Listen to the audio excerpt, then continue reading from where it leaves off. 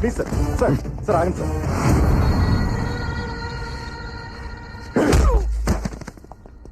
నన్నే టచ్ చేస్తావా?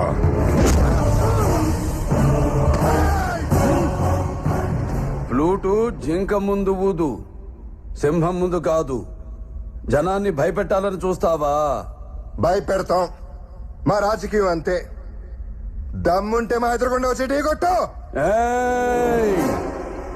రాజకీయం నువ్వు తినే ఫుడ్ లో ఉందేమో, నాకు బ్లడ్ లో ఉందిరా బ్లడీ ఫుల్. రాష్ట్ర రాజకీయం పుట్టిందే మా ఇంట్లో. నేను దిగితే ఎదురొచ్చేది ఎవడు, ఢీ కొట్టేది ఎవడు?